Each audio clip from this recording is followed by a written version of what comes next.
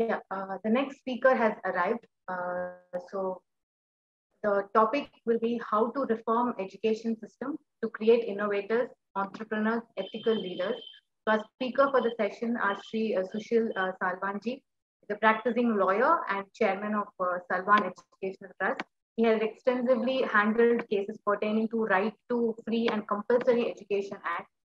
He also renders advice to various educational institutions, federations, and associations. And our next second speaker for the day is Srimati Sahana Singh ji. She's an author and a commentator who writes on various issues, including environment, Indian history, water management. Her first book, The Educational Heritage of Ancient India, How an Ecosystem of Learning was Laid to Waste, has been appreciated for awakening Indians to the role played by India in spreading knowledge around the world. Her second book, which is titled as Revisiting the Educational Heritage of India, has been just released in 2021 September. She is also on board for many non-profit organizations, and she's working for the cause of helping Hindu refugees. Also, we have Sri Kartik Gopinath ji. He's a very famous face in Tamil Nadu. He runs Ilaya Bharatam, a very powerful YouTube channel. So we'll start off the session. Over to you, Sushil.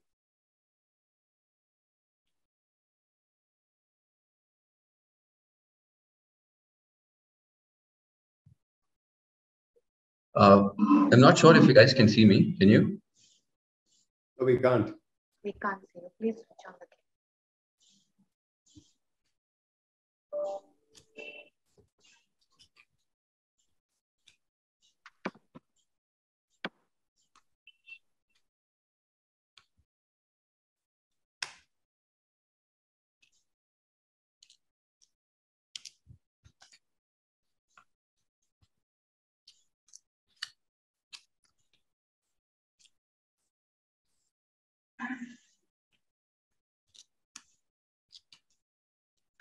Sushilji, you can start. Okay, thank you, Meenaji. Thank you so much for inviting me and Madam Sahana Singh to speak on a very, I would put it this way, a very delicate topic, and that is how to reform education systems to create innovators, entrepreneurs, and ethical leaders. So first of all, I may just make a point out here is that reforming education system is something which is most important and crucial for this country. And we've been struggling since 1947. And unfortunately, even during the struggle period of reforming education, we have yet not even come on the right track. And day in, day out, we find that there's so much of chaos, there's so much of issues which are arising, with the net result that students are quite disappointed and lost. And so are the education institutions. Now, let's take education both from the lower education and then the higher education. Lower would mean the K-12 schools, and higher would mean the post-school education. So what I can actually say is that if you see the new policy, that is the 2020 education policy, the new education policy, it has come up with a lot of new ideas. Well, these ideas are very brilliant and they seem to have done a lot of intensive study.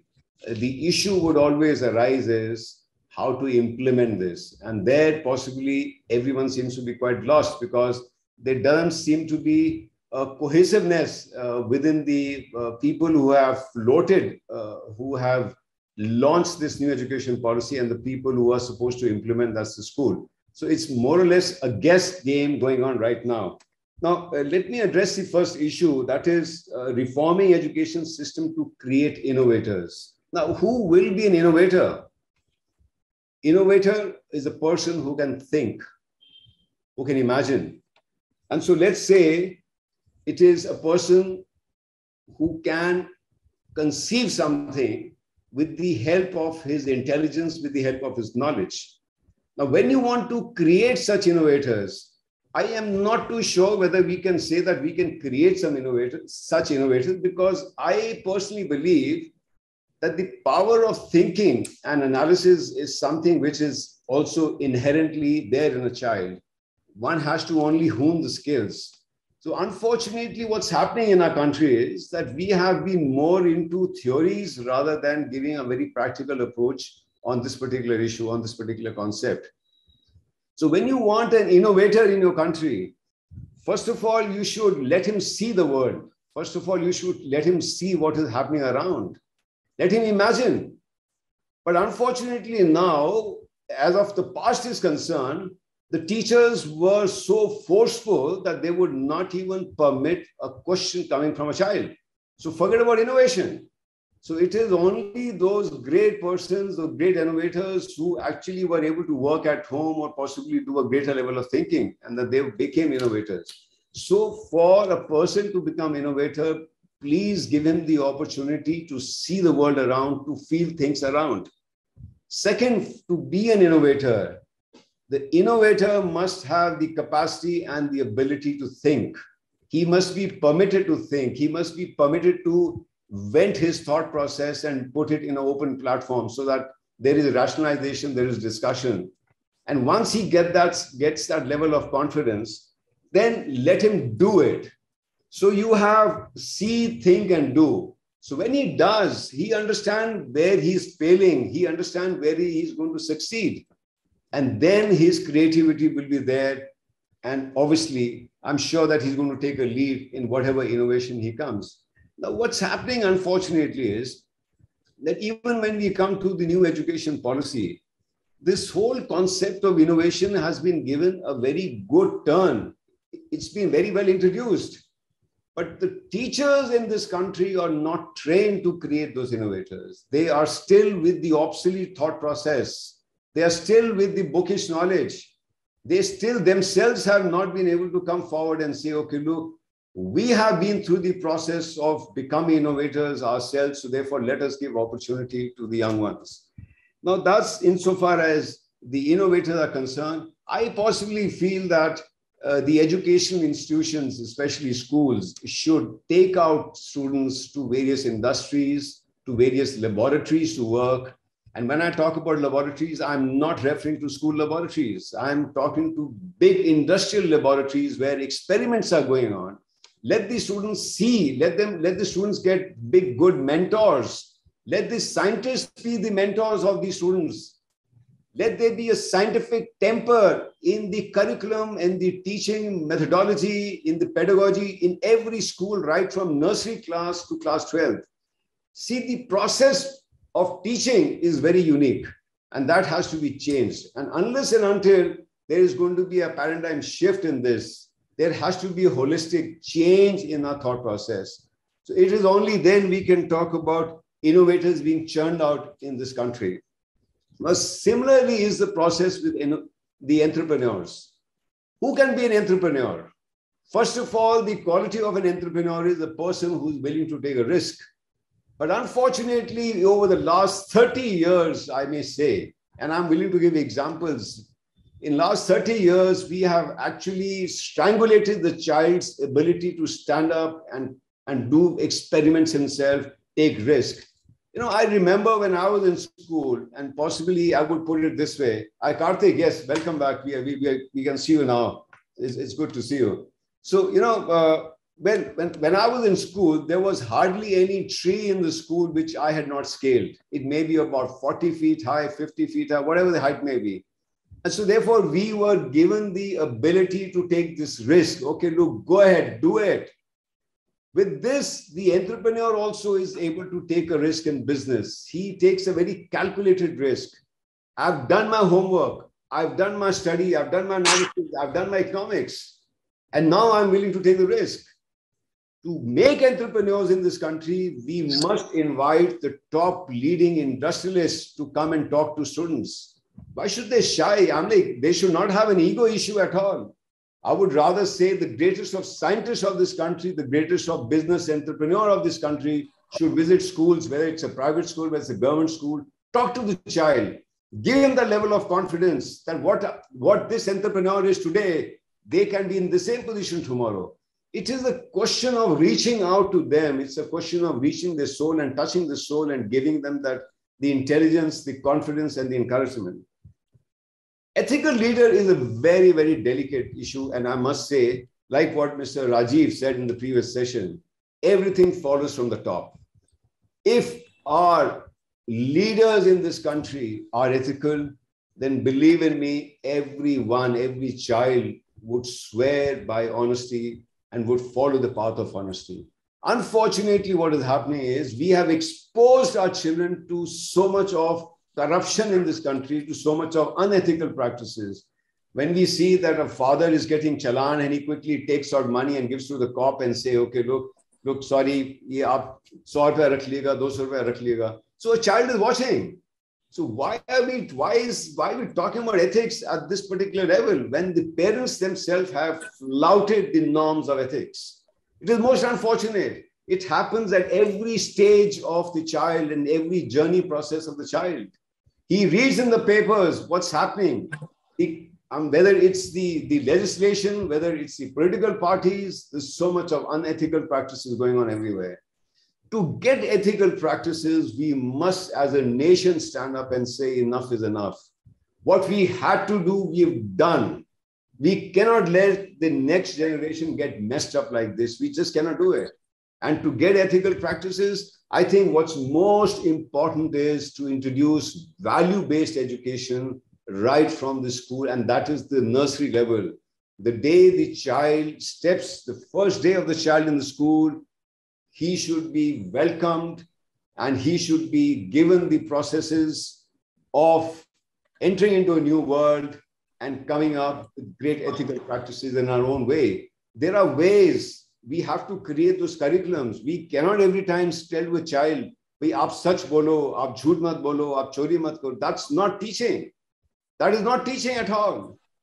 Teaching is when you take the people with great character and you make these people speak to children in their own way, in their own language, whether it is in illustrative form, whether it is an animation form, whatever it is. You must understand the child, you must understand the level of the child to get these ethical practices. And it's very, very important for this nation. I think the way the nation is going forward in business, the way we are leading and coming at great levels and we are becoming the global powers. As of now, we are in the first 5. Why not insofar as ethical practices are concerned? We must ensure, we must swear at every level that we are going to adhere to ethical practices. But what are these practices? That's most important for us to understand. And for that, unfortunately, we don't even have a curriculum in this country. We don't even have a syllabus to talk about ethical practices and how it should be done. If you take a sports teacher in a school, the way they are willing to flout rules, on the age group, there is so much of issue in sports.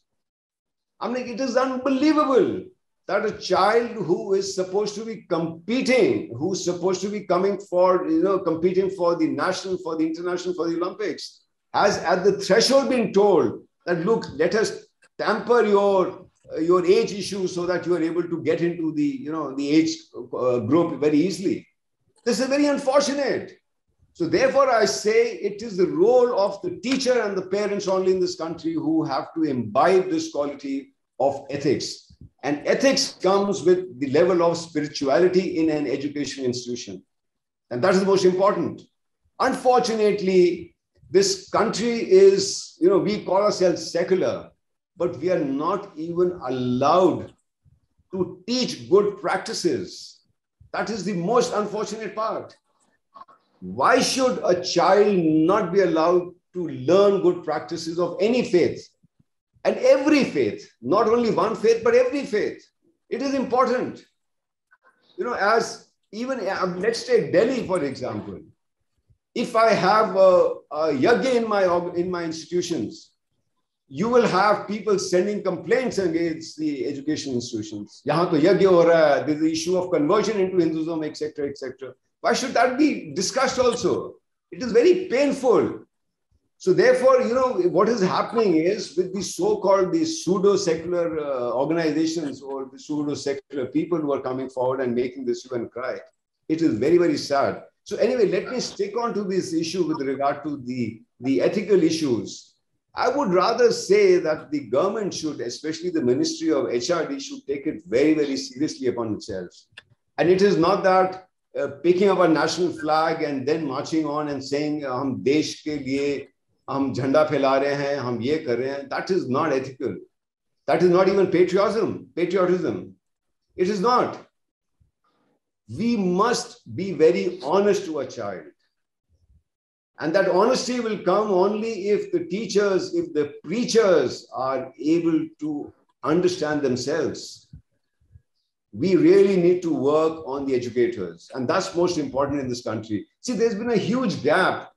The educationists of 1970s, of 1980s, 1990s, and of 2000, there's a drastic change. And the values have changed. But unfortunately, no one is willing to take a call on this particular issue. We are playing with the lives of children and the future generation in this country. We are going to create havoc unless and until the leadership of this country really takes a very, very serious call on this. And that's most important. That is extremely important. I think I would let Ma'am Sahana also to express her views. And Karthik, you're the moderator, so possibly you can also put any issues what you like to raise. Absolutely, sir. I'll let the esteemed lady do the initiation, and then we'll go into the questions, because I have a number of questions, because educational reforms is primary to any other reform. So, Sahana ji, are you there? Sure. Namaste and happy Dussehra to everyone. Can you hear me? Yes, ma'am. Okay. So many thanks to the organizers for inviting me. I just loved listening to Rajiv Malhotra ji's rousing speech, followed by Sushil ji. And special namaste to Sushil ji, because I'd like to tell you that many members of my extended family are teachers at Salvan Public School, Rajendra Nagar. Wow. So I've been to the annual day program in 2007, and it was just spectacular. So just thought I would like to just mention that.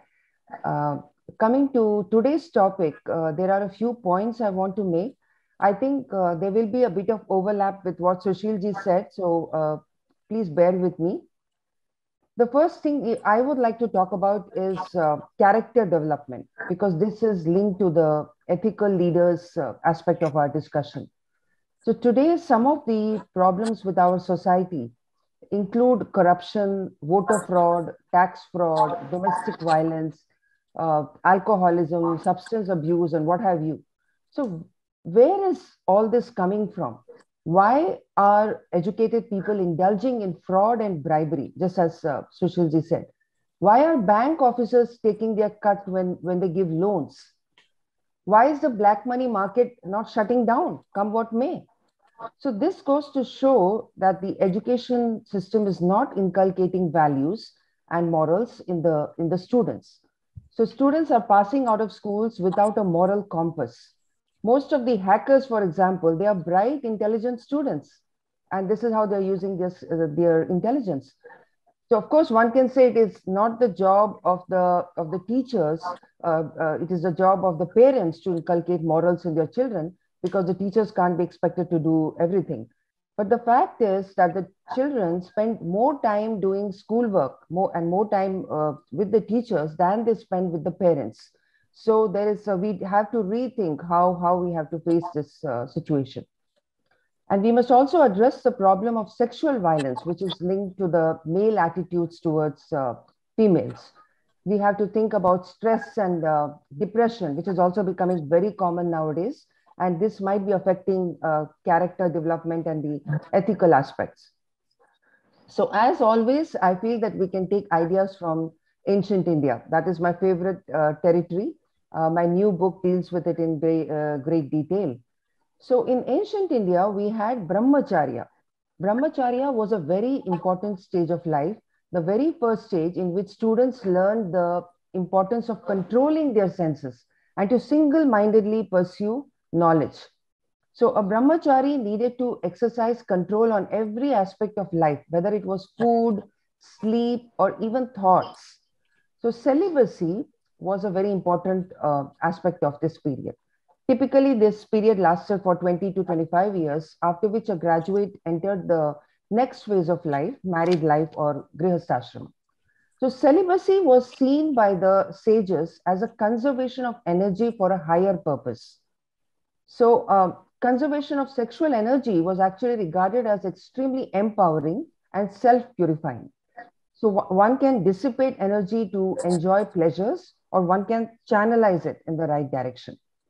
I think Patanjali's Ashtanga Yoga can greatly help in building character of the students and create the model citizens of the future.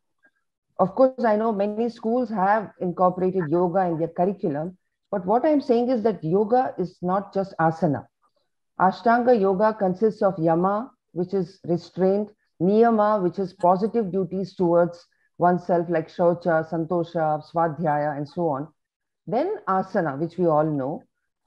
And then there is pranayama, pratyahara, dharana, which is focus, dhyana, and samadhi. So different aspects which are all needed, which all need to be learned, at least, I mean, not samadhi, but the other aspects need to be learned during the brahmacharya period, because that would train the individuals for the whole life ahead. We can also take ideas from the educational games which were pioneered by ancient India. Today, what we call the snakes and ladders game was actually called Moksha Patha, also Gyan Chopar, Gyan Bazi. It was not called snakes and ladders, and that was a game of moral values. So so imagine a game where if a player gets into a square representing a virtue like daya or gnana, then she would go up the ladder to a higher number with a higher level of virtue. And if she entered a square labeled krodha or ahankara, then she would fall down the snake's mouth and go down to a lower number. So in this way, even the games were being used to reinforce the ideas of good and bad. So we have stripped away the moral values that used to be taught via the games. Then I want to bring up the stories of Vikram Vetal, Panchatantra, Hitopadesha. All these need to be brought mainstream, because at one time they were a part of the education system. They were not just, something that you do, just to pass away your time. They were part of the education system. So these stories have distilled many concepts from various shastras. They do not present linear concepts like good wins over evil or moral behavior wins over immoral. These stories actually teach that life is complicated and one has to take different kinds of decisions.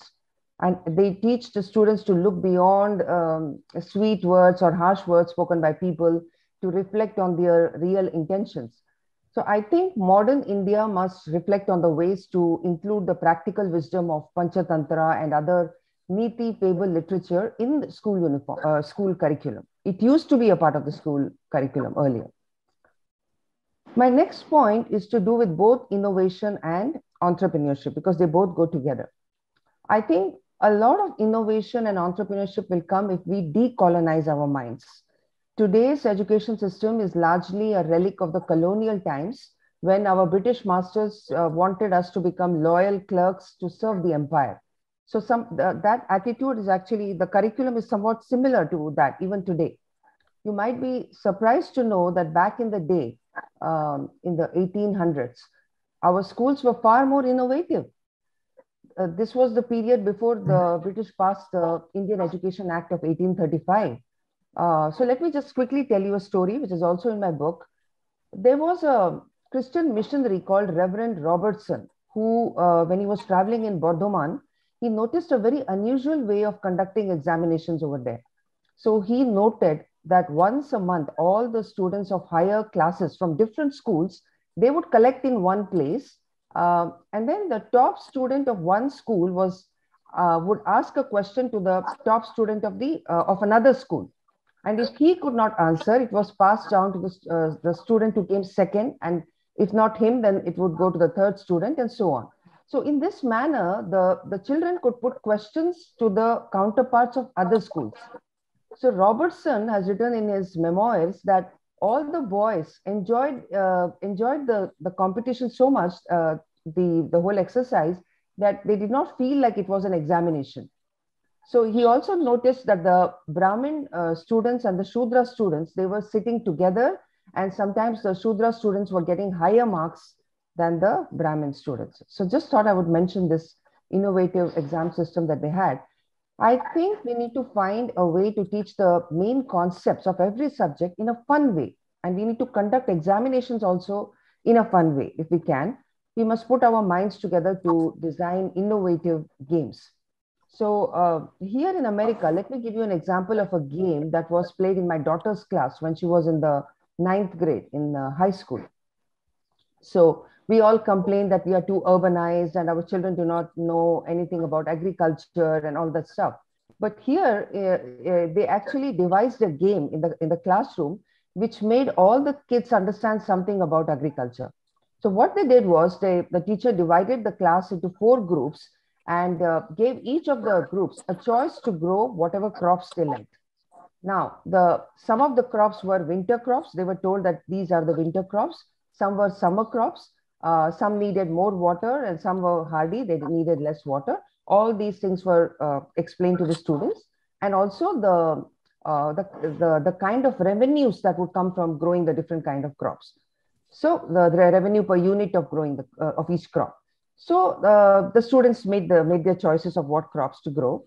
Then the teacher rolled the dice. The teacher rolled the dice and said, okay, this year is going to be a very dry summer. Now, what happened? All the groups which chose crops that needed a lot of water, they suffered. And those groups which had chosen the hardy crops, they scored higher. Then the teacher rolled the dice again. And this time, she said that it is a very wet year with a lot of rainfall. So then again, the students who had chosen the wrong kind of crops, they got a lower score. And so after playing several rounds of this game, the students understood the kind of decision making that the farmers have to make, that the agri entrepreneurs have to make. So I think these kind of games are what we need to design in every subject so that we are able to inspire the students and they get interested in the subject and want to know more about it. One thing I noticed when I was reviewing the social studies textbooks in one of the states of India as a part of a team project that we did, we noticed that industry and business were both portrayed very negatively in the textbook. The whole discourse was very leftist. So it was projected as if the government should be solving all the problems of the people. The big factory owners were shown as exploiters and the workers were shown as poor people who are being exploited. That was the way. It was a very Marxist picture. And again, there was a chapter on healthcare, and it was all about how the government should build more hospitals and give free treatment to poor people. Only in one chapter, I saw something positive was written about people who somewhere in Sikkim, they are growing flowers and they started a business and so on. So I think our textbooks should lay out, first of all the problems being faced by society. And as Sushilji said, we must find a way for the children to go out into the society, see what is happening, how people are living, what are the problems they are facing. And then we should ask the students what kind of business they would like to start in order to solve the problem. That is the way to hone the entrepreneurial skills in them. The factory owners and the business people should not be demonized. Workers should not be glorified. Both are needed. Both workers and entrepreneurs are needed. And there can be a discussion on laws, maybe, for both of them to be protected against injustice. So that's the way I think we need to change the textbooks. I also want to mention that unlike today, in ancient times, when the Jati system was very predominant, it was actually enabling children to acquire skills at a very young age. So all members of a family would be engaged in the family business. If it was the family of a Vaidya, then all of them would be engaged in, young children in the family would already know the names of different herbs, how to gather them, how to treat different ailments. So a child from the barber or the carpenter Jati would know how to cut hair and how to make furniture at a young age and be able to contribute to the family income. But today, a college student who does not possess any skill upon graduation, even at the age of 21, 22, the student is not employable until he or she receives further training. So this is something we need to reflect on. I think it is important to give skills to our children when they are in school itself, rather than just fill up their brain with thousands of pieces of information. As Sushilji said, the teachers also need a lot of training in this area. I'm glad that the NEP has focused on this and made some recommendations. but we have to see how it is implemented. The devil is in the details as always. So I think it is very important for Indian children to know the life stories of entrepreneurs from the milieu, as Sushilji also mentioned. So apart from the Tatas and the Ambanis, there are also many entrepreneurs who come from humble backgrounds, and they took the initiative to start small businesses, which later became big enterprises. Their stories need to be told in different languages in different states of India so that they can inspire our students. Also, perhaps the children can spend time with entrepreneurs and small business owners. I mean, not just the businessmen coming and delivering lectures in the school, but we should find a way for the children to spend time and interact with these entrepreneurs, to know more about them, to ask questions in a very informal setting, to know how they succeeded and how they failed, what were the failures. Even in fact, shopkeepers might have a lot to teach these children. At the same time, the budding entrepreneurs must know that not every initiative can succeed immediately. It takes time, and there are many failures along the way, which should not dishearten them. So they should know when to stop and maybe change direction, do something else, or maybe to keep continuing and keep trying. So they should know, what are all the various options. So facing all these situations will require a strong character, and that is why it was the first thing I talked about. Character building comes first in the education system. So I hope that in the coming years, NEP gets implemented and new textbooks are written and the teachers get trained. So finally, we would then have an education system that produces ethical innovators and entrepreneurs who are also very rooted in their civilization. So these are some of my thoughts. I will stop here. Thank you for listening. Thank you, Zahana ji. It was informative and it was deep in many aspects. In fact, I'm looking forward to read your book where you've extensively gone into the aspects of education in ancient India. So my questions from here would be twofold. It would be addressed to both the panelists, starting from how practical is it for the teachers of the day to be able to focus on such a huge number of children when compared to the West, and the resources available to them, and the amount of training that needs to go into it, and the amount of updation that they need to do. Talking about which, I'll give you the example of Kendriya Vidyalayas, which have above average standards across the country. They have something called as in-service training. But how much do you think as the government, as a part of the GDP that is already spending, can do to enrich the teachers? Because in India, teaching, although considered a noble profession, is not as remunerative as other countries. So please let us know what are the practical aspects in motivating the spirits. What should motivate the teacher in being able to go in, day out, do all the CC activities. It's constant evaluation these days. All these needs to be done with a low pay and yet so much of professional commitment. What do you think a teacher, why do you think a teacher would do that? So Karthik, with permission of Mrs. Singh, can I answer this question? Yeah, okay. Please, sir. Please, sir. First of all, I would humbly submit and request the teachers of this country, especially this country, don't treat teaching as a job. It's a profession, and it's one of the noblest profession at power with becoming a doctor. Okay. For a very simple reason, because a teacher is the one who's going to mold the life of a child. I have seen students swearing by the teachers, and I've also seen students cursing the teachers. And it makes a huge difference. It's a huge impact. A lot of students have even decided their career because of the impact they got from the teacher. And it's a political will, it's a will of the nation, it's a will of the education institution to ensure that there is huge investment made in teacher training. That's most important. The problem actually comes is, where are the trainers? That's the problem. It's very easy to say that, look, I'm a trainer, but if you really look into these trainers, there would be those persons who work somewhere, and then said, okay, look, I'm a trainer. A trainer should be backed with a lot of research documents, a lot of articles, a lot of extensive study, understanding the psychology of a child, understanding the psychology of even a disabled child, etc. So therefore I say, yes, I do agree that teacher is it's highly underpaid in this country. But if you see the 7 CPC remuneration to a teacher, I think they are, as compared to the other professions in this country, they're very well paid. Yes, insofar as when we discuss, when we take the examples of America or the European countries, they are highly underpaid, yes. And the irony is, the nursery teacher should be paid the maximum as compared to the senior teacher, but it's reverse out here. It's reverse because we say that nursery teacher has only to dance with a child or only to show apple to a child and say this is A. No, that's not it. There is a whole philosophy behind this nursery teacher. There is a whole plethora of education discovery behind this nursery teacher. So you see, we need to get a radical change, and unless and until the government is going to really seriously think about this. Unfortunately, but I must say that in the past, we've never ever treated this profession with respect. And what has happened is that this profession has become a profession which is adding to the income of the family. It's not a profession which is the leading income of the family. That's the sad part out here.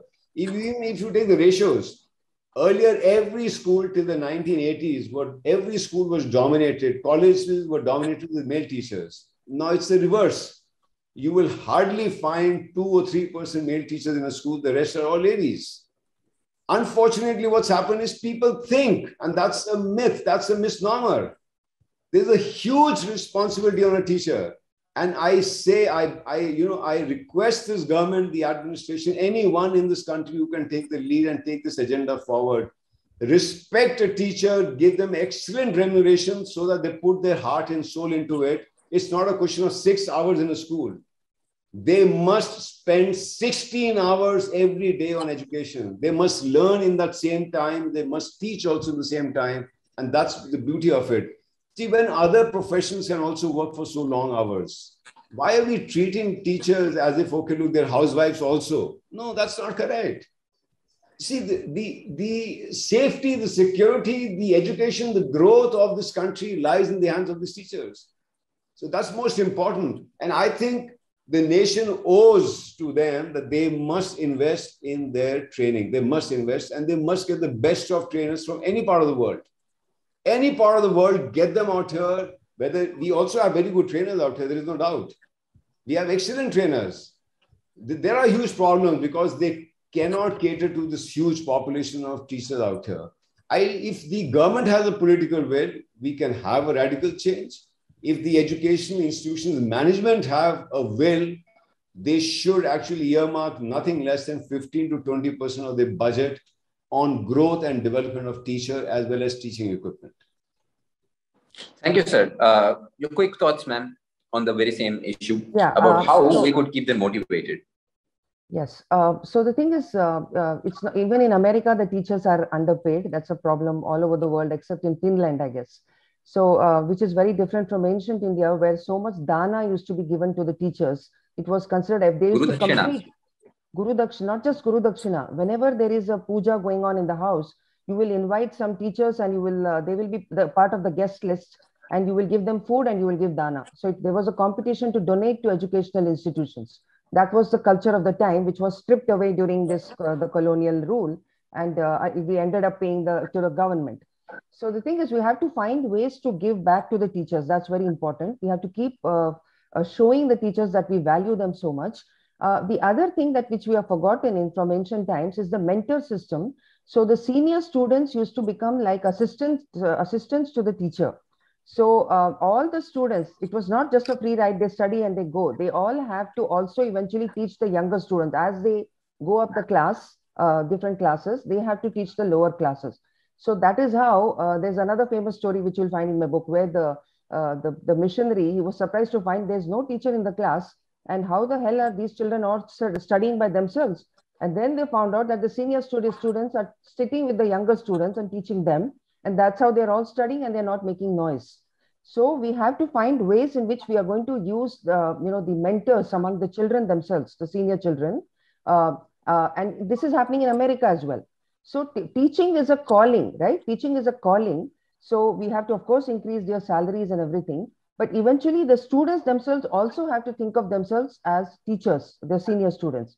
So they also all have to split up the job of teaching. So there will be tutorials which are sometimes handled by the students, senior students, because the teacher is busy doing something else. So we have to find ways in which all of them are going to be studying and teaching, all of them.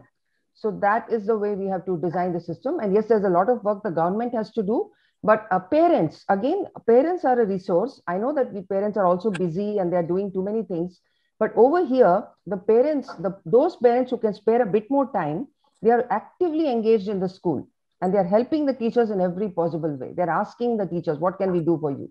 And of course, there are parents who are highly educated, they know a lot. And with a little bit of training, maybe, and no, of course, they're not going to be paid for it. They're volunteer parents, and they help the teachers too. So we have to find whatever resources we can get to aid in this project.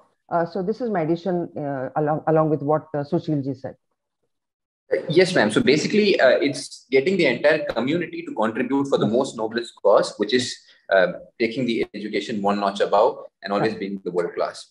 So, which brings me to the next point, talking about the ethicality. So, professional competency is something that we focus so much upon that ethical, moral high grounds are completely ignored. Which again brings me to another question, where a student is rewarded for flouting the norms in a number of cases. A student is always asked to compete and be first instead of spending his time to make somebody else's life better when he could. So examples of parents being the wrong examples in a number of cases. So is there a practical way where we could start rewarding morally upright students and bring it as a part of curriculum and, make them just as famous as the ones that are scoring the top marks? Yeah, so you're given the solution right there. I mean, so some practical aspects where you can add to it and what else could be done on this regard. Yeah, so I mean, reward, of course, the high scorers, they should be rewarded because I mean, they are also working hard and they should be awarded for that. But then always tell the students that they're competing with themselves. So what they were yesterday versus what they are today, they're not competing with other students. So that is something we have to keep highlighting and tell them that, look, you last year or maybe a few months back, you were not too good in this, but now you're doing this so well. So we should find a way of telling the students how they are compared to their earlier selves. That is one thing. And then, of course, I think even earlier we had students who for being rewarded for good behavior and all that. That used to be there in our report card. Some of the people would score very high. It was just a passing mention, you see, which you could probably flaunt 10 years down the line. But then something that really everybody recognizes and see this guy or this girl has done something for the society and we need to reward him and give him some extra perks. But let me just warn here that just rewarding doesn't help. Over here in America, for example, I've found that students are so smart. They have discovered how to appear very good and, they are helping. There is one student who, with the help of his father, whose father was very rich. So he collected enough money to donate 10 laptops or 20 laptops to the poorer neighborhoods. And because of that, he got a lot of accolades. But I was finding out that he has learned to play the game. So we have to be careful here when we make all these yardsticks. We also have to note that, children know, parents also know how to play this game of, getting laurels and kudos. So yeah, this has to be the institution has to be smarter. Huh? Thank you, ma'am. So Salwanji, I also want to mention that when I was in Delhi, ORM, preparing for my civil services exams, I used to pass by your institution and meet a few of your students, and most of them are well behaved. But then the problem out here in South India, especially in Tamil Nadu, there is this problem of rote learning. In fact, if 500 is the topmost score, there are students scoring 497 and 498 and are finding it difficult to get through competitive exams. So what does this go on to say? Can you just highlight the political underpinnings where such kind of evaluation systems are put in place just to prove a point that, listen, we are an educated state, but true education or true learning doesn't happen in this space. So how can we move away from the rote learning and help students really educate themselves? Salwanji. See, Karthik, this issue has been addressed in the new education policy because now the policy says that it's not important for the teacher to show what she has taught, but what's important is what the child has learned. Okay. And this whole process of rote learning, which was there earlier, is being done away with in most of the education institutions. I've noticed this happening. The only unfortunate part is though rote learning had an advantage, you were able to memorize, okay? Though you were not able to comprehend, you were not able to understand. So there are advantages and disadvantages also. The disadvantage now with the new system is that it's a question of copy and paste, which is now coming up. Yeah, and especially with regard to the internet concept which has been introduced, this whole thing of IT, computers. Computers have intruded into the life of the child. And Karthik, believe me, I'm sure Madam Sahana Singh will also agree. I hope so, she will agree. If we are not able to address this menace of computer and IT in a child's life today, if you're not able to address, you will have this world rotting like hell in future. And that's most important. So therefore, it's very important for us to understand getting the right value-based education system introduced at the earliest. We don't even have to delay. We don't even have to think what tomorrow, think of yesterday. So what ma'am gave suggestions were absolutely excellent. This whole Gurukul concept, everything. You know, when you are hands-down learning, you are understanding, you're appreciating, your whole mind is positive, your energy is positive. So these are very important issues. So answering your question also, see this, if it is going to be a number game in this country, then yes, Tamil Nadu will always suffer. Yeah, Bihar will always suffer because it's a number game for them. They need to score 499 out of 500 to get into the civil services. They need to do all that. But then we have to find a solution. And the solution is right from day one, let the child stand up and have the courage to ask question to the child, teacher. Whatever the child doesn't understand, so what? And child should not feel shy, give that encouragement to the child. So we need to balance it well. So we need really great educators who need to frame policies. If you see the group which has formulated this new education policy, I don't want to comment on this at the stage where they've done a very good research work. They've come out with a very good document. But have they actually taken the brilliant educators into consideration, the thought process? They would have been a better, a concept document there also for us. I'm not suggesting anything against NEP. If anything, NEP churns out the way it has been drafted, then it's a brilliant document. But there are several question marks on this, and that is the implementation. To implement NEP, we are going to take next 5 to 10 years. And by the time this policy will be obsolete, this whole policy will also become obsolete. So we really, really need to rush.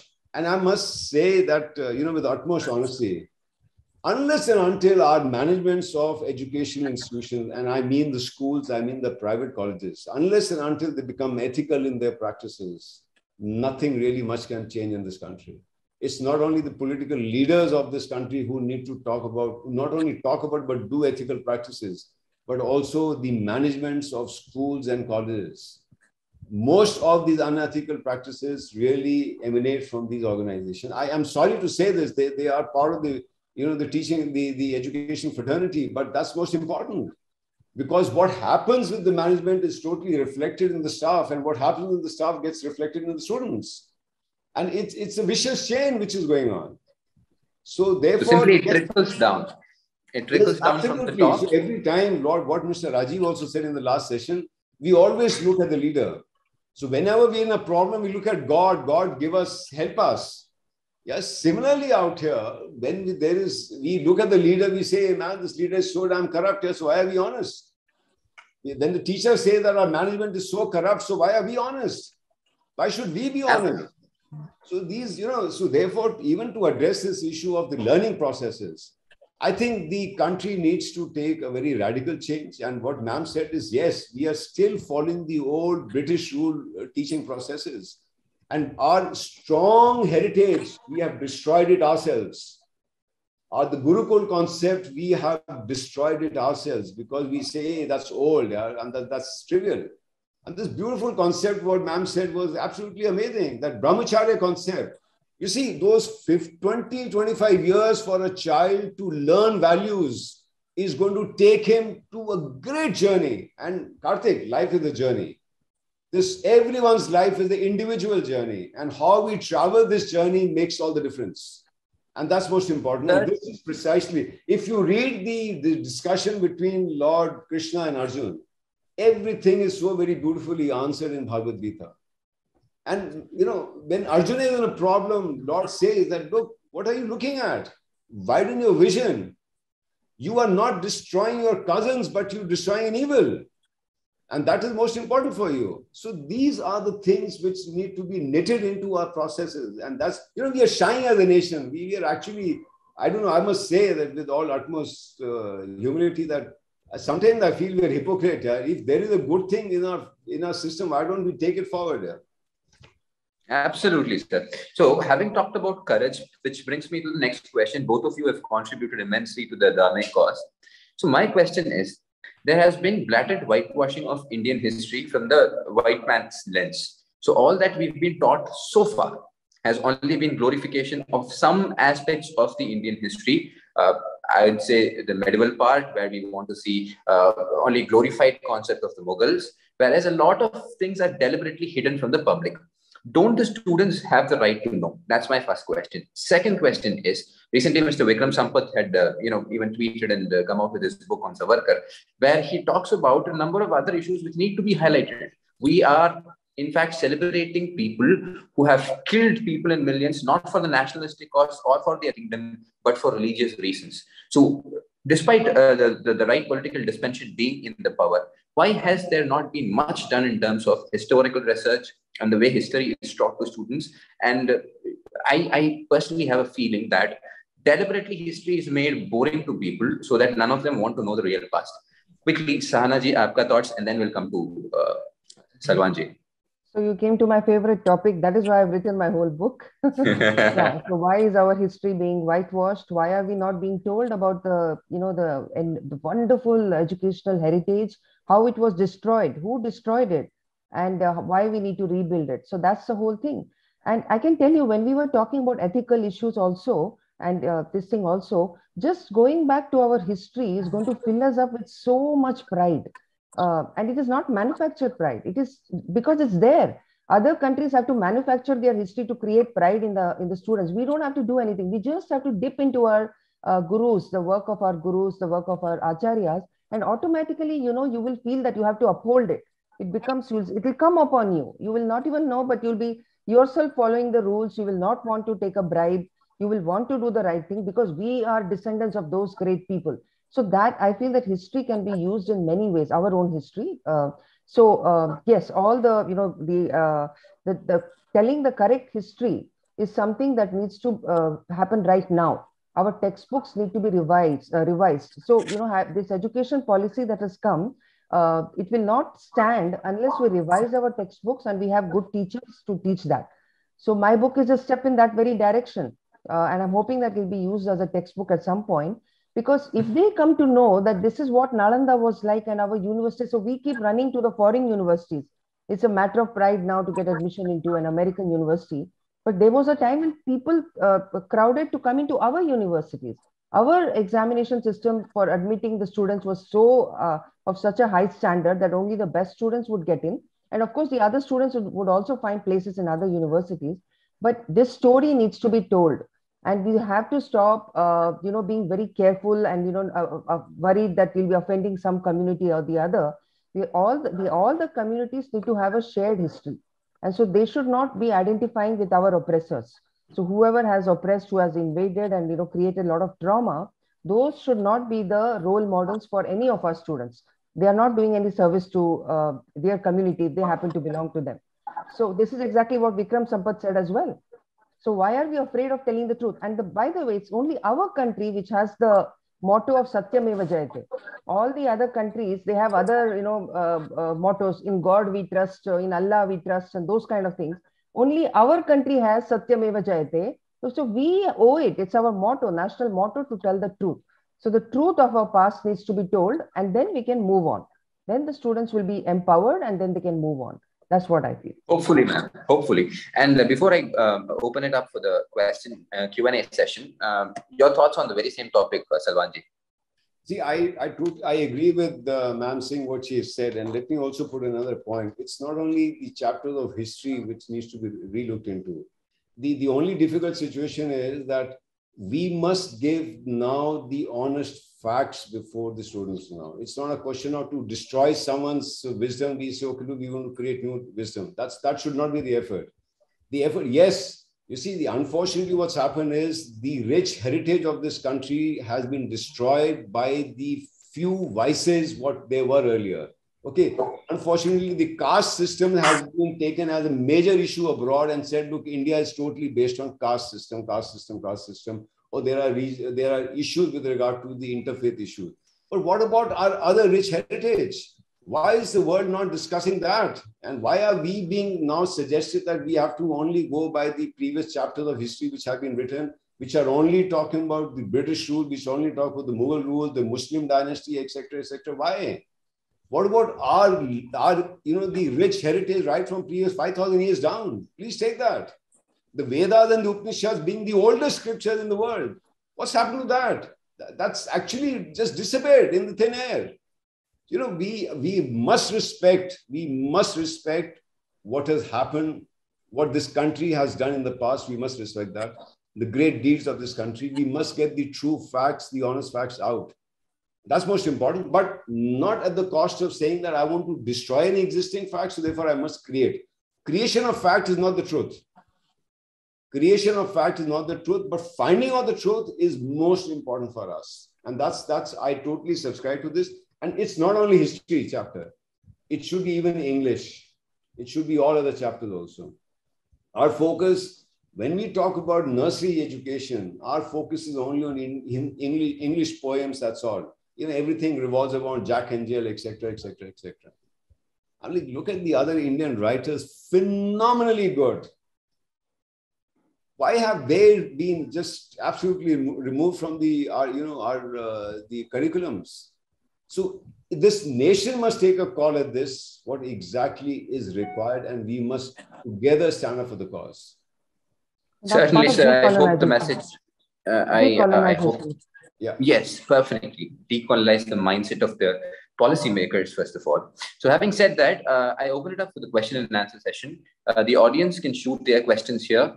And to put things in perspective, the NCERT only has 4 pages about the Cholas, who have been the greatest temple builders the country has ever seen. And the testimony to their work still survives in Tanjore. So guys, go on, shoot it.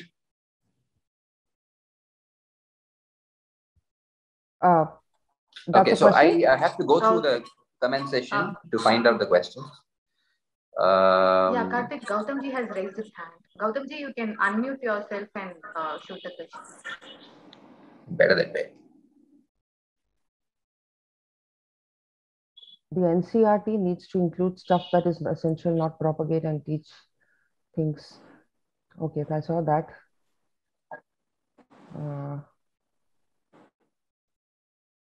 So there are no real questions, right? Nothing so far, but then there was a hand raiser. Yeah, there is a question from Siddhant Foundation. So the question is that, is it true that we can teach Vedas and Gita in school? These are not religious texts, so why are they banned? See, let me explain this point. See, first of all, fundamentally, we must understand what Gita is, Bhagavad Gita is all about. Okay, Bhagavad Gita is about philosophy of life. Unfortunately, it's being painted as if it's a religious book. It is not. It actually tells you the way how you have to come out of your problems. Every chapter, every shloka very beautifully articulates a situation and how Lord Krishna is giving an answer. So we unfortunately, the so-called, regulators think that this is supposed to be, we are propounding a faith, which is absolutely absurd. If Bhagavad Gita can give me an answer, if Vedas can give me an answer, why not? Why should we not take it forward in our curriculum? That's most important. And that is our heritage. We are hypocrites. We shy from this. We are shying from our heritage. We shy telling the students, okay, look, find your problem when you read Bhagavad Gita. Why not?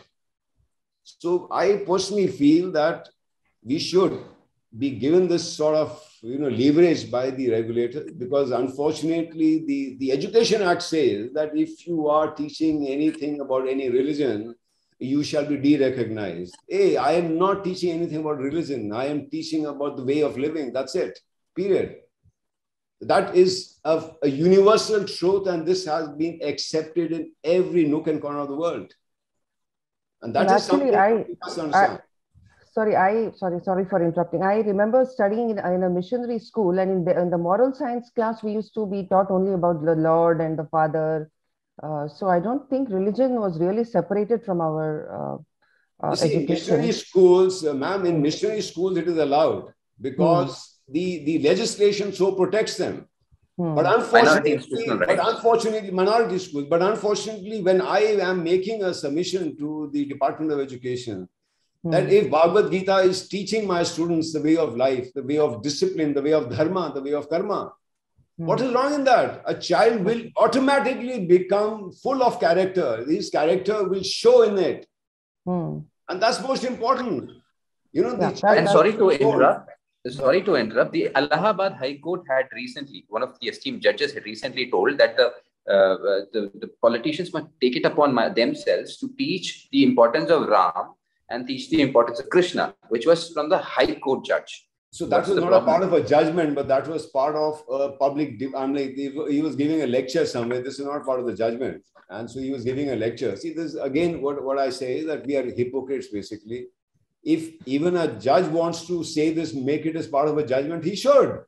He is not promoting Hinduism. He is not promoting Hinduism. He is promoting the philosophy of life of an Indian. And that's most important. This is, you see, we must understand and respect it. I mean, when minorities are able to push this particular issue. See, I've also studied in a missionary school. We know our prayers very well. Our Father in heaven, holy be thy name, thy kingdom come, thy will be done. We know it so well. But please go and ask a child in an unaided, recognized private school out here. Please ask a child who may be from a Hindu family, do you know the Gayatri Mantra? And possibly they'll be lost. It is a sad affair. Actually, sorry, ma'am. The funny thing is, this is also colonization, this whole separation of religion from the education, because I was, if we go back to ancient India, there were no barriers between religion and science, right? So there could be, you could, the priests themselves were very good in astronomy. They knew all about, they were the best mathematicians, in fact. So this kind of separation is actually a movement from the West, because for them, religion was at odds with science for the Western part of the Western world. That's how their history evolved. So that's how that's the thing which has come to us, because we think our religion is also in conflict with science, but that's not true. It goes very well. They go together. So we have to decolonize ourselves. I think bringing the Vedas back into our education is actually decolonization. So that's part of the decolonization measures. And it's important. It is important for every aspect. You will learn entrepreneurship from Vedas. You will learn entrepreneurship from Bhagavad Gita. You will learn dharma from Veda. You will learn dharma from Bhagavad Gita. What a child wants, the answers are there. It's so simple as that.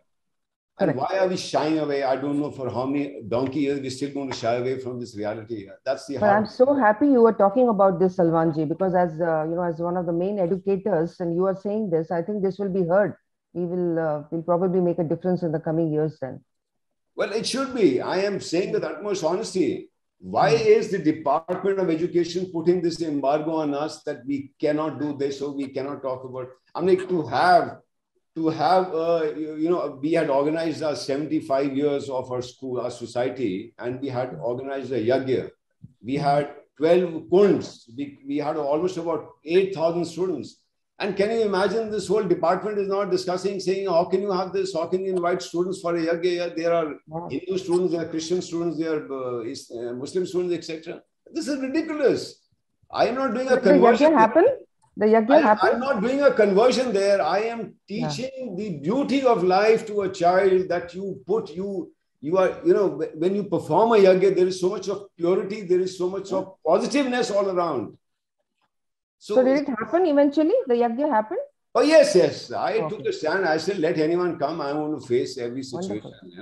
Let me also tell you one thing. There was, as a matter of fact, 18 years ago, we got a rule into our system that the teachers would not have more than 2 children because it was important for the nation. It was very, very important for the nation.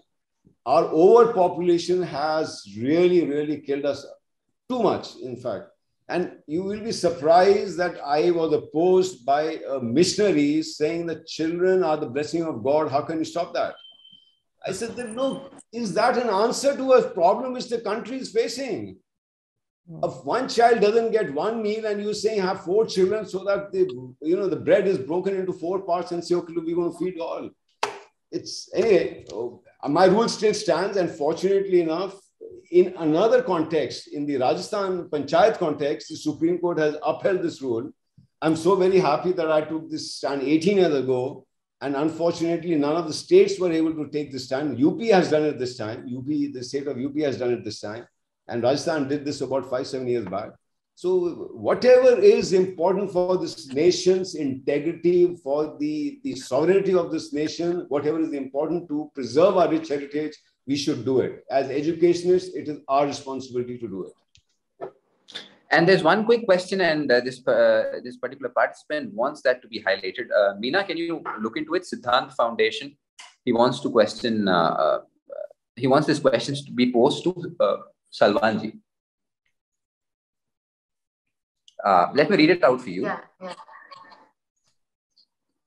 Salwanji, it is just ethical management which can be misunderstood as honesty in financial, HR, etc. Ethical should primarily mean for students, which is samskar and samskriti, and then come only and they can only come through dharmic values. Your take on this? Or should it be the Western concept of ethical management, which is propounded by the Western philosophy? I think my statement was possibly not understood properly by the person who's put the question. I did not only refer to the management's, being unethical. Yes, even insofar the child is concerned, ethics is the backbone of a child's education. Ethical learning, ethical practices are the backbone of the child's education. So it is most important. And just to take this question forward, like I have this question, I think on the screen, this was put up by, this was almost there when we were talking. Is it just ethical management which can be misunderstood as honesty in financial, HR, etc.? Ethical should primarily mean for students, which is samskar and samskriti. And that can come only through dharmic values. It's absolutely correct. Dharmic values is most important for every child. The child must be first told about dharma. The dharma is what? See, it is very beautifully, if you read Paramahansa Yogananda Bhagavad Gita, he says that it's the fight between your virtues and your vice. Your vices, these are the fight that's going on. So dharma must be told to a child. And he has to preserve dharma in every manner whatsoever in his life, in his journey. He has to preserve and protect dharma. That's equally important. Yes, I agree. That's important. Thank you, Meenaji. There's one more question from Rajendran. He says that I noticed a pattern where many teachers are from Christianity propagating their ideology indirectly. Also from Sunday schools, they preach Bible, and through madrasa, Quran is taught. From then on, unquestionable belief on their books have come. But in Hindus' household, questioning happens in everything. How to fix this? Actually, it is the parents themselves. What has happened is that the parents themselves are disconnected from our Hindu dharma, from the books that we are saying that we should be reading and imbibing. The parents themselves don't know much about it. So what are they going to teach the children? And so the children come under the the influence of all this, the movies that they are watching, and whichever, if it is whatever their friends are doing. So that's how they lose touch. So I have also been calling for the parents to become educated, so that they should be also able to project our Hinduism to be very cool. I mean, if they make it very boring, that it's only about going to be puja, you just do this kind of chanting and that's it. And they don't explain to the children what is this for. And, to make it interesting to them, then they will probably follow all those customs and they'll feel the pride. So that is, and they'll not get influenced by, the wrong things that are taught by the others. So what is happening is that the parents, they are sometimes responsible for making the children what they are right now. Over here also, I'm finding that there are actually dharmic parents. They're doing all this. They keep the fast. They do all those things. But the children don't want to be like them because they find it very uncool. So this is where I think some work is needed. The parents themselves have to know how to make it interesting and exciting. Like I'll probably write about that, what I have been doing with my daughter. So you have to tell them a bit about our stories, our history, all this Panchatantra, everything. And is it a success? Sorry? Is it a success? Did you try it out with your daughter? With my daughter, definitely, because she's not colonized like the others. You can definitely see the difference. So, I mean, that's something that we need to do. Like, I don't ask her to do mindlessly. I try to explain to her as much as I can. And if I cannot, I will find the answers. So she has been exposed to it. But a lot of other parents, they are not doing that. They think, okay, let them study. When the time comes, they'll learn. But they won't. And especially over here in America, they're going to go very far away from all this because they are going to be taught that religion is bad. So even if that they are not very close to other religions, they'll think all religions are same. So Hinduism is also like all the other religions. So we should go away from it. We should have nothing to do with it. And those are the people who will say that yagya is bad, yagya is religious, because they have not understood the essence of dharma or Hinduism. So that's the problem. Education of parents. Sorry, Karthik, can I just add to that? I totally subscribe to what ma'am has said. My take is also slightly different also. See, unfortunately, our child is involved in rituals a lot by the parents rather than the philosophy of Bhagavad or the Vedas. That is the unfortunate part. And obviously, the child feels that, look, there is too much of following some ritual or the other, etc., and he wants to get away from the shackles. He wants to get some sort of freedom. In this process of freedom, he says, I don't want to follow whatever you are doing. I don't want to do that. So there is a revolt. Whereas, like what ma'am is saying, it's absolutely correct. You should understand the child and you should take it at the child's level, the way you want to teach the concept of dharma to the child. And that's most important. So therefore, you need to re-articulate Bhagavad Gita for a nursery kid, for a class 2 kid, for a class 5 kid, etc., etc. You need to introduce it in their way, in their own language. But if you're going to tell a child that come and fast with me or possibly do this, do that, etc., etc. See, when it comes to Diwali, it's all fun. Everybody lights a lamp. It's absolutely well. But when it comes to sitting on a Ramayan part for 24 hours, you will find a child sitting for half an hour, then the WhatsApp is going to start, then the email is going to start, and the child will disappear within no time. So, we need to discipline this in a very proper way. It's not that we're going to force it. It can't be done what is done in a Gurukul out there. Yes, in a Gurukul, it's highly disciplined. That's different life. But when it comes to home, our parents must be told the method of doing it. And this, I believe, the question was that on Sundays, it happens, the Bible is read, the Quran is read. Why? It's absolutely read. Why not? Because we are afraid of following our own faith. We are afraid of teaching our Bhagavad, our Vedas in school. So that is why it's read there. It's absolutely fine. Why should we have a grudge on that issue? If our leadership is so weak, if our institutions are so weak, it is bound to happen that way.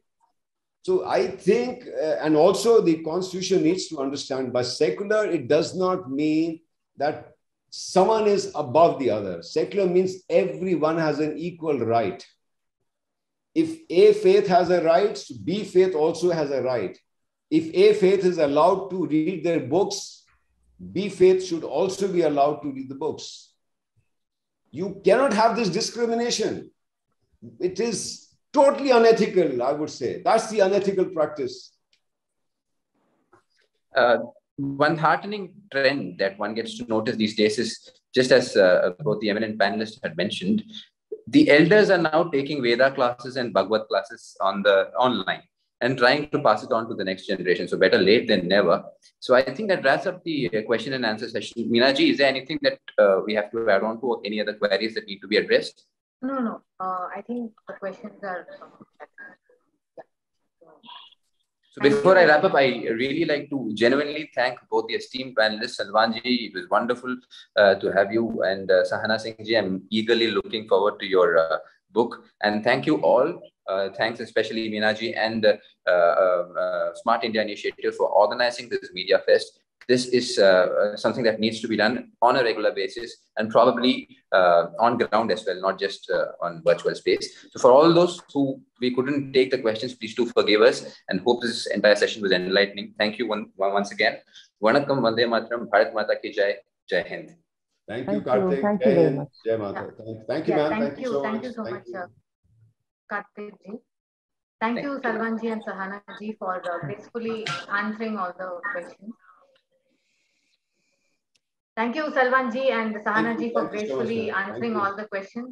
Your inputs and ideas would definitely help us to start the reforms from our homes. So thank you, Karthik ji, for moderating the session and also sharing your experiences. Okay. So tomorrow we have interesting topics like inherent bias in films and serials by Swati Goel Sharma and Professor Dheeraj Sharma ji. And we have another topic called what can India do to save Hindus globally by Surajit ji and Omendra Ratna ji. And globalization of Indian culture for creating global impact by Amish Tripathi, Hari Kiran and Ratan Shraddha ji. We request all of you to join us tomorrow again and participate. Yeah.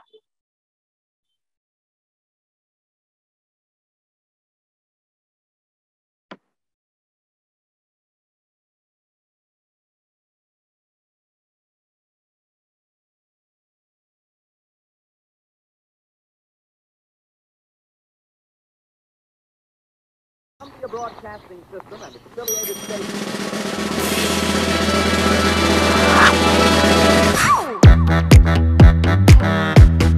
What you staring at?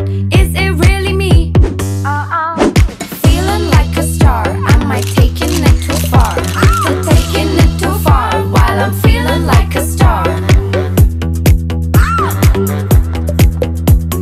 Feeling like a star. Always a star with stylish backpacks from Skybags. Built to last straps, 12 months international warranty and rain cover. Skybags.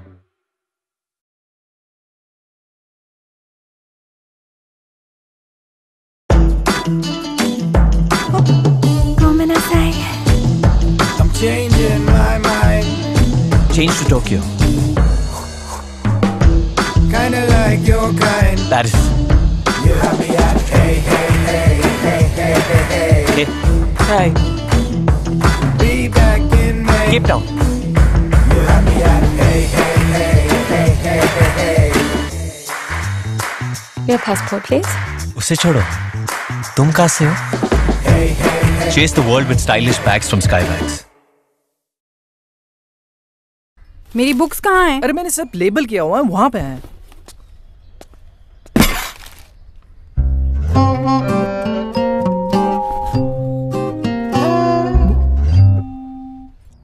कुछ भी नहीं हुआ.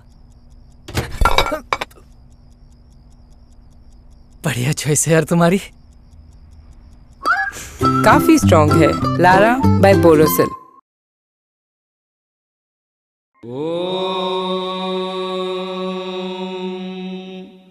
सहना भवतु सहनौ भुनक्तु सह वीर्यङ्करवावहै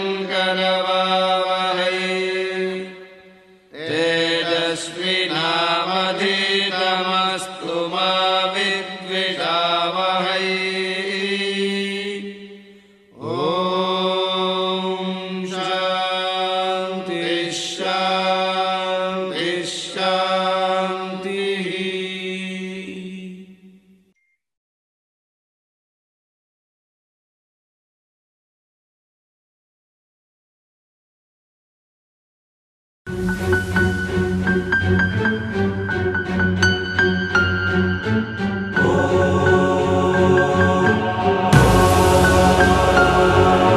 smart का पद वीर पद, देश का पद जीत पद, प्रश्नों की तार से स्मार्ट का पद सजा, अन्याय को ना करके न्याय का प्रचार कर. देश पर प्रहार है, हार मत प्रहार कर.